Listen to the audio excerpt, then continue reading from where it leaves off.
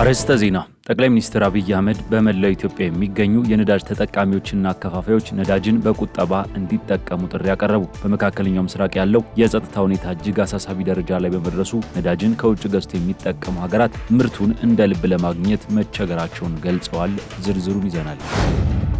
በኢትዮጵያ የባንክ ዘርፍ ውስጥ ያሉ ሰራተኞች አሰሪዎቻቸው በሚያቀርቡላቸው አነስተኛ ወለድ ያላቸው ብድሮች ላይ የሚጣለው ግብር መካከለኛ ገቢ ባላቸው ባለሙያዎች ላይ ከባድ የገንዘብ ጫና እየፈጠረ መሆኑ ተገለጸ። የቤትና የተሽከርካሪ ብድሮች ላይ የሚጣለው ግብር የበርካታ ሰራተኞችን ወደ ቤት የሚወስዱትን የተጣራ ክፍያ በእጅጉ ቀንሶታል ተብሏል። እንነግራችኋለን።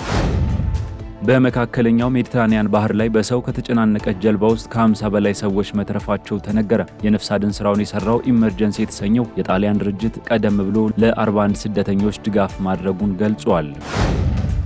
በዱባይ አውሮፕላን ማረፊያ አቅራቢያ በድሮን ጥቃት በተነሳ እሳት ሳቢያ በረራዎች መቋረጣቸው ተነገረ። የዱባይ ባለስልጣናት በከተማው ዓለም አቀፍ አውሮፕላን ማረፊያ አቅራቢያ በድሮን ጥቃት ምክንያት የተነሳው እሳት በቁጥጥር ስር መዋሉንም ገልጸዋል። ተጨማሪውን ይዘናል። እነዚህንና ሌሎች መረጃዎችን አብራችሁን ስትሆኑ የምታገኙ ይሆናል። ከዜናዎቹ ጋር ኃይለ ገብርኤል ታደሰ ነኝ።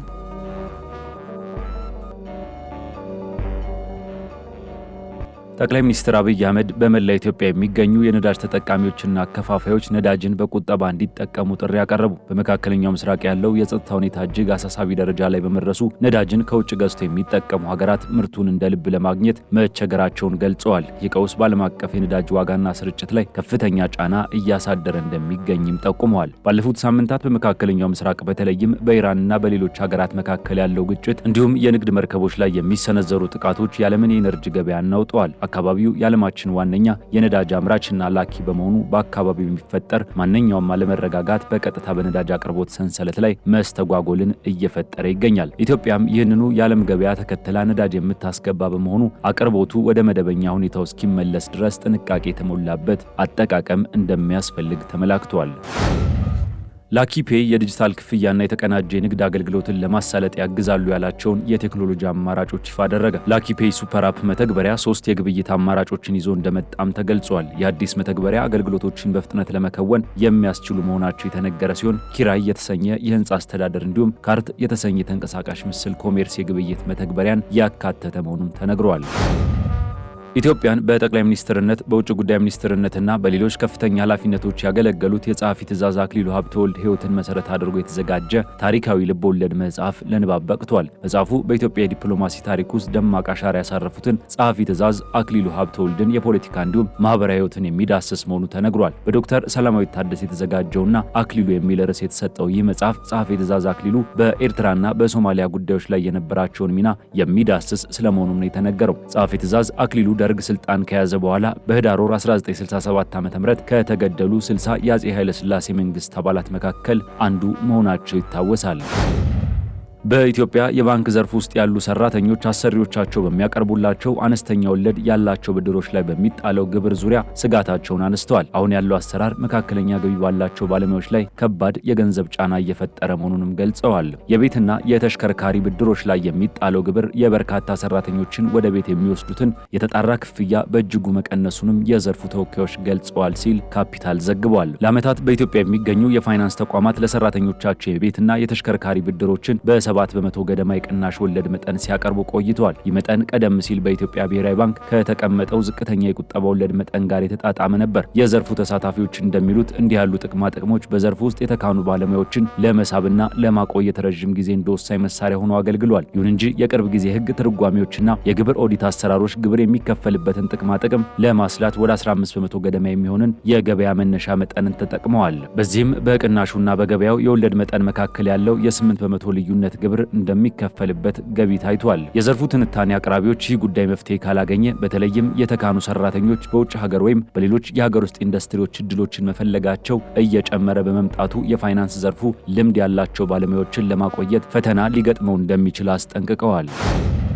በመካከለኛው ሜዲትራኒያን ባህር ላይ በሰው ከተጨናነቀ ጀልባ ውስጥ ከ50 በላይ ሰዎች መትረፋቸው ተነገረ። ከ50ዎቹ ሰዎች መካከል 9ኙ ህጻናት መሆናቸውም ተነግሯል። የነፍስ አድን ስራውን የሰራው ኢመርጀንሲ የተሰኘው የጣሊያን መንግስት ያልሆነ ድርጅት ቀደም ብሎ በባህር ላይ ለ41 ስደተኞች ድጋፍ ማድረጉን ገልጿል። በሁለተኛው የነፍስ አድን ተግባር ካደጋው የተረፉት ሰዎች ከናይጄሪያ፣ ጊኒ ቢሳው፣ ቢያፍራ፣ ሴኔጋል፣ ደቡብ ሱዳን፣ ጊኒ፣ ጋምቢያ እና ሱዳን የተውጣጡ መሆናቸው ተነግሯል። በሁለቱም አጋጣሚዎች ጀልባዎቹ በሊቢያ ፍለጋና የማዳን ቀጠና ውስጥ በሚገኙ ዓለም አቀፍ የውሃ ክልሎች ውስጥ መታየታቸውን ተከትሎ የአዳኝ ቡድኖች ተንቀሳቅሰዋል። እነዚህ ሰዎች የተሻለ ህይወትን ለማግኘት በማሰብ ብዙ ጊዜ ደካማ በሆኑ ጀልባዎች ሜዲትራኒያንን አቋርጠው ወደ አውሮፓ ህብረት ለመግባት ከሚሞክሩትና ቁጥራቸው በቀጣይነት እየጨመረ ከመጣው የአፍሪካና የሌሎች አካባቢዎች ስደተኞች መካከል የሚጠቀሱ መሆናቸውም ተነግረዋል። በዱባይ አውሮፕላን ማረፊያ አቅራቢያ በድሮን ጥቃት በተነሳ እሳት ሳቢያ በረራዎች ተቋርጠዋል ተባለ። የዱባይ ባለስልጣናት በከተማው ዓለም አቀፍ አውሮፕላን ማረፊያ አቅራቢያ በድሮን ጥቃት ምክንያት የተነሳው እሳት በቁጥጥር ስር መዋሉን ገልጸዋል። ጥቃቱን ተከትሎ በረራዎች ለጊዜው እንዲቋረጡ ቢደረግም ምንም አይነት የአካል ጉዳት አለመድረሱን ባለስልጣናቱ አስታውቀዋል። አሜሪካና እስራኤል በኢራን ላይ የከፈቱትን ጦርነት ተከትሎ በሚሳኤልና በድሮን ጥቃት ስጋት አብዛኛው የመካከለኛው ምስራቅ የአየር ክልል ዝግ ሆኖ በመቆየቱ በረራዎች እንዲሰረዙ፣ እንዲራዘሙና መስመራቸውን እንዲቀይሩ አስገድዷል። ይህ ቀውስ የነዳጅ ዋጋንም እንዲንር አድርጓል። ዛሬ ንጋት ላይ የተፈጸመ ጥቃትም ኢራን እንደ አውሮፓውያን አቆጣጠር ከየካቲት 28 ጀምሮ በባህረ ሰላጤው ሀገራት ላይ ጥቃቷን ከጀመረች ወዲህ በዓለማችን እጅግ ከሚጨናነቁ ዓለም አቀፍ የአየር ጉዞ ማዕከላት አንዱ በሆነው በዱባይ አውሮፕላን ማረፊያ ላይ ለሶስተኛ ጊዜ የተፈጸመ ነው ሲል ሮይተርስ ዘግቧል። የአሜሪካው ፕሬዝዳንት ዶናልድ ትራምፕ የሰሜን አትላንቲክ ጦር የሆርሙዝ ወሽመጥን ከኢራን ጥቃት ለመጠበቅ የማይተባበር ከሆነ ወደፊት በጣም ከባድ መዘዝ ይጠብቀዋል ብለዋል። ነዳጅ የጫኑ መርከቦች በመተላለፊያው ደህንነታቸው ተጠብቆ እንዲያልፉ 7 የሚደርሱ ሀገራት እንዲተባበሩ ጠይቄያለሁ ያሉት ትራምፕ ቻይናም እንደምትገኝበት ተናግረዋል። ትራምፕ ይህንን ቢሉም እስካሁን ሀገራት በይፋ የተሰጠ ምላሽ የለም ሲል የዘገበው ቢቢሲ ነው። የዩክሬኑ ፕሬዝዳንት ቮሎዲሚር ዜሌንስኪ ለቀጣዩ የሶስትዮሽ የሰላም ንግግር ዝግጁ ሆነው አሜሪካና ሩሲያ በስብሰባው ዝርዝር ጉዳዮች ላይ እንዲስማሙ እየጠበቁ መሆናቸውን ተናግረዋል።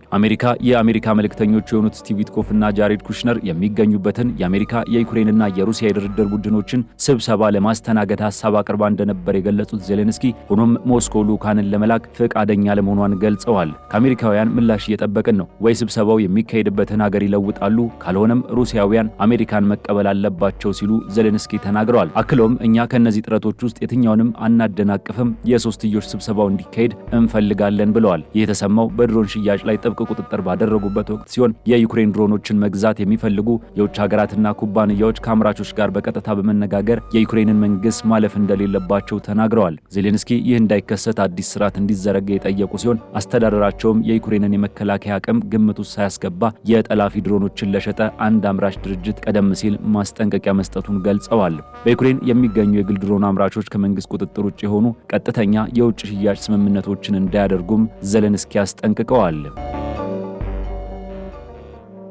ውድ የሀገሬ ቴሌቪዥን ተመልካቾቻችን የሰዓቱ መረጃዎች እነዚህን ይመስሉ ነበር። ከቀሪ የሀገሬ ቴሌቪዥን መሰናዶች ጋር መልካም ጊዜ